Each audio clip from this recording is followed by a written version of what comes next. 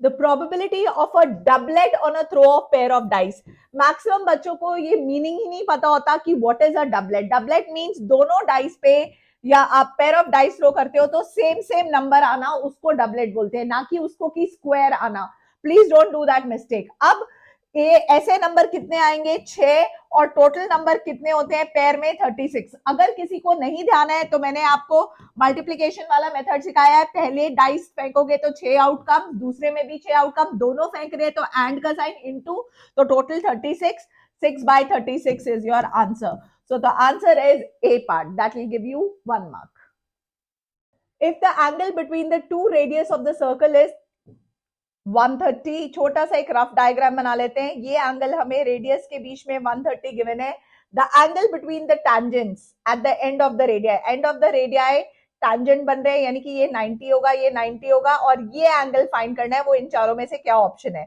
तो क्लियर है, 90 90 180 है, ये 130 है. 130 प्लस क्या करोगे कि 180 आएगा. The answer is very very clear. The answer is 50. So diagram बनाना है, ये था इस क्वेश्चन का ट्रिक, ताकि फटाफट से आपको सब कुछ समझ आ जाए और आप एक नंबर आसानी से पालो. Perimeter of one face of a cube. One face of a cube mean सिर्फ आपको एक ये हिस्सा लेना है क्यूब का जिसमें सारी साइड्स इक्वल होती हैं, right. So 4a equals to 20. So a की वैल्यू कितनी आई? 20/4, that is 5 centimeter. Then its surface area. Surface area क्या होता है? 6a square, यानी कि 6 into 5 into 5. So obviously the correct answer is B part. और ये आपको देगा एक नंबर. सिर्फ फॉर्मूला याद रखने के लिए एज सच कोई फॉर्मूला यूज नहीं हुआ है, लेकिन पेरीमीटर का लॉजिक यूज हुआ है. That's it. For the following distribution, the number of students who got less than 30 marks. Less than 30 का मतलब क्या हुआ कि 30 से पीछे वाले जितने भी नंबर है वो सारे ऐड हो जाएंगे. सो 3 प्लस 9 प्लस 13, यानी कि answer is what? 25, right. So answer B part है. इसमें कंफ्यूजन क्या होती है कि बच्चे जल्दी जल्दी के चक्कर में लेस देन 30 का आंसर सिर्फ 13 दे देते हैं. तो ये गलती आप लोगों को नहीं करनी है जो मैंने हाईलाइट करी है. ये आपको देगा एक number. And all the best for the exam. Find the probability of drawing a red face card. इसमें सबसे ज्यादा प्रॉब्लम क्या होती है कि बच्चे इस रेड वर्ड को पढ़ते ही नहीं है.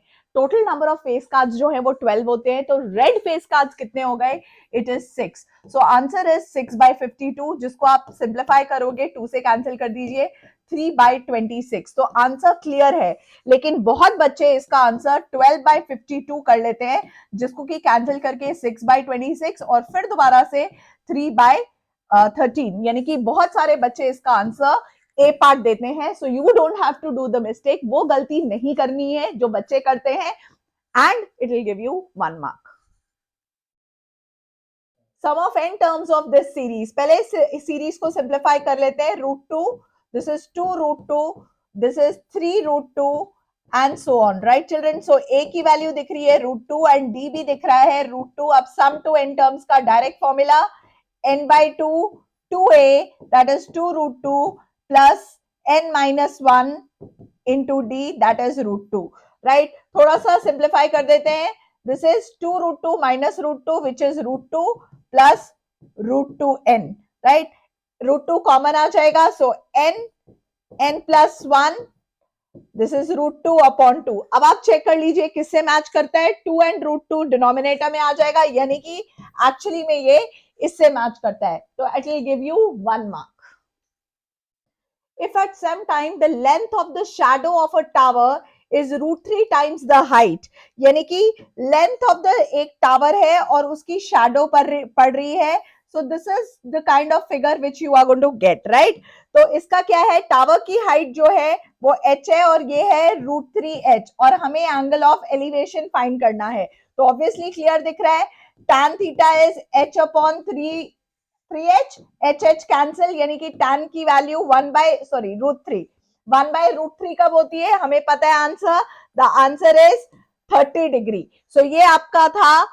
एक नंबर देगा, कोई भी गलती नहीं करनी है, सिर्फ हाइट्स एंड डिस्टेंसेस का फिगर फटाफट बना के देखना है और ये देगा आपको एक number. In the figure, AB is a chord such that ACB, this is 50, right. Find angle BAT. BAT means ये एंगल फाइंड करना है। ये ऑब्वियसली क्योंकि सेंटर से पास करता है, वो हमेशा सेंटर होता है, तो ये 90 डिग्री आ गया। तो 90 प्लस 50 करेंगे तो क्या आ जाएगा 140। 140 को 180 में से सब्ट्रैक्ट कर दीजिए तो ये कितना आ गया 40। और ये आपको पता होना चाहिए tangent is perpendicular to the radius, तो ये पूरा 90 यानी कि 50 प्लस 40 करके 90 आएगा, यानी कि आंसर क्या आने वाला है 50। शॉर्टकट भी मार सकते हैं अगर आपको क्लास 9th वाला थ्योरम याद है तो, alternate segment, right, that is 1 mark. if the surface area of two spheres are in this ratio, यानी कि 4 pi capital R square upon 4 pi small r square equals to 16/9, 4 pi cancel, यानी कि हमारे पास ये आ गया है। then the ratio of their volumes, मतलब उनके वॉल्यूम क्या होता है 4/3 pi capital R cube upon 4/3 pi small r cube, again ये कैंसिल हो जाएगा, यानी कि दिस आएगा। तो यहाँ पे आर स्क्वायर का तो रेशियो गिवन है, एक आर बाय आर का रेशियो क्या आएगा, इसका आप अंडर रूट ले लोगे, यानी कि 4/3 मल्टीप्लाई कर दीजिए, आपको क्लियर कट आंसर दिख रहा है, B part that is 64/27, that will give you 1 mark.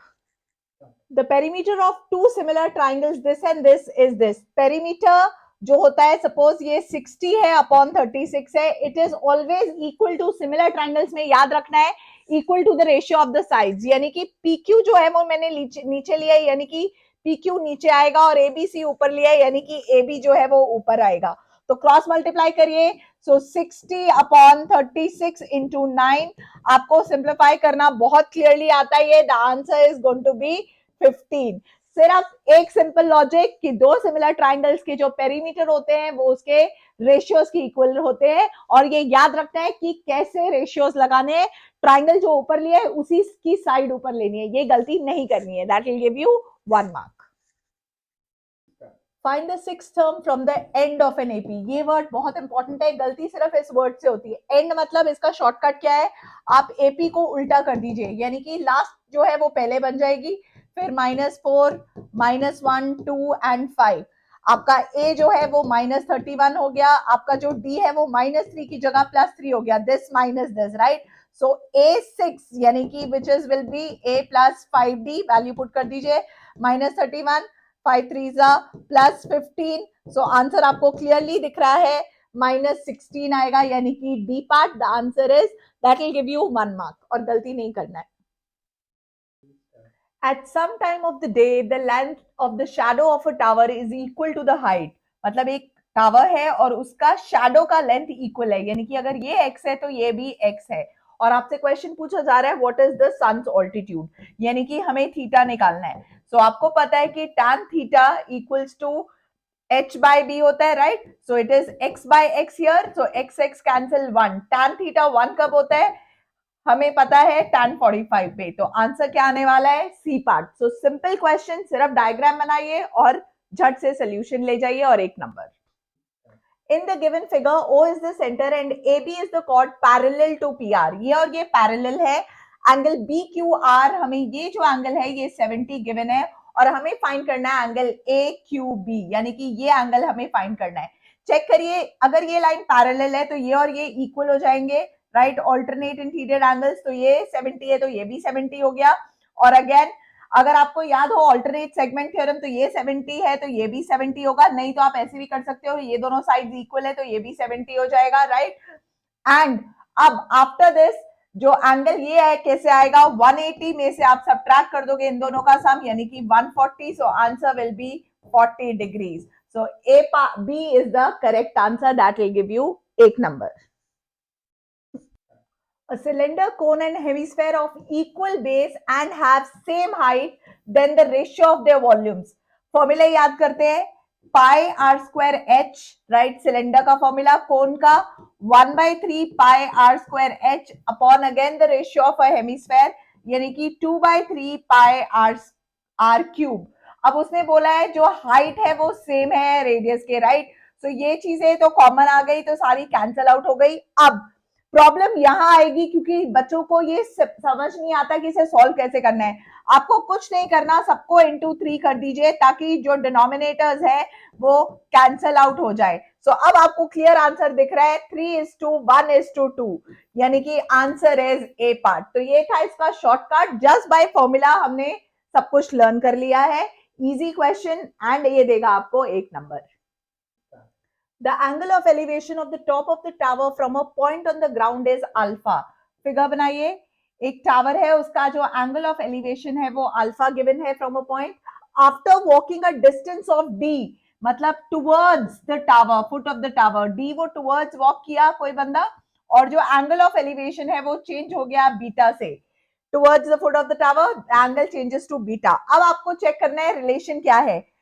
बहुत सिंपल लॉजिक है, जब मैं किसी बिल्डिंग के पास जाके उस बिल्डिंग को देखूंगी तो मेरा गर्दन और ऊपर हो जाएगा, यानी कि एंगल और बड़ा बनेगा, तो यानी कि जो बीटा है वो बड़ा होना चाहिए अल्फा से। तो आप देख लीजिए कि कौन सा एंगल जो है वो करेक्ट है। Answer is alpha is less than beta, that is your 1 mark. और simple logic, practical problem.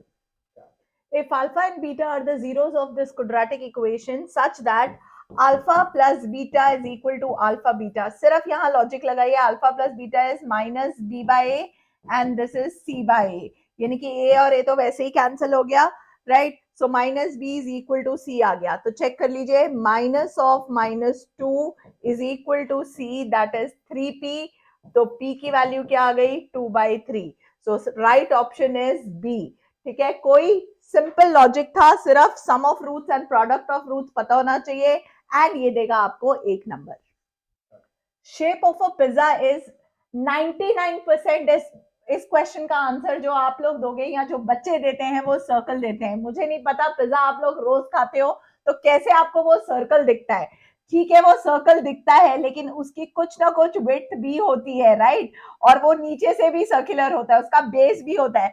That means it is actually a cylinder, it is neither a sphere nor a circle. कई लोग उसे sphere बोल देते हैं, बोलते हैं कि वो राउंड है और वो एक 3D फिगर है तो वो स्फेयर हो गया।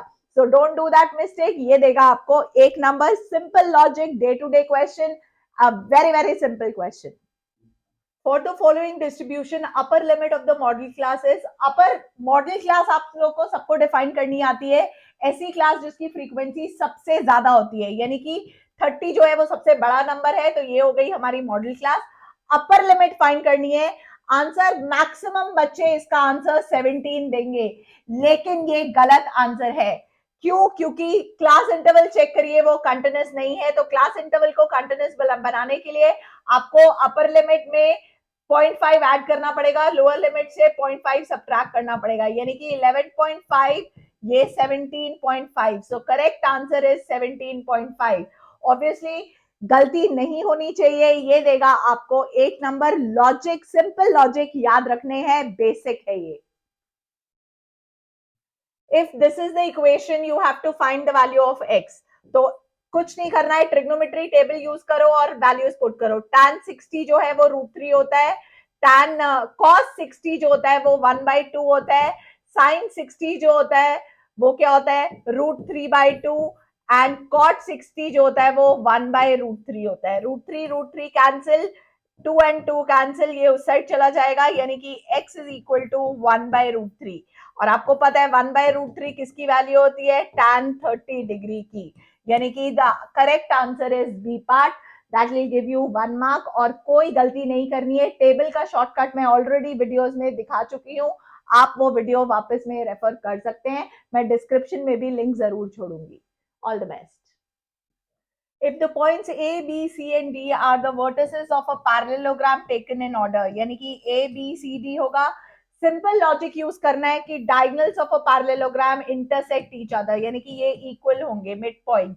सो क्या करना है, A यानी P की वैल्यू फाइंड करनी है, तो 6 प्लस A का 9 के साथ 6 प्लस 9/2, यानी कि A एंड C ऐड होंगे, equals to 1 B and D add कर देने हैं, यानी कि 8 प्लस p/2, 2 कैंसिल, सब्ट्रैक्ट कर दीजिए, 8, this is answer will B 7। Very easy 1 mark question. और बेसिक मिड पॉइंट फॉर्मूला लगना है कोऑर्डिनेट ज्योमेट्री से, दैट्स इट।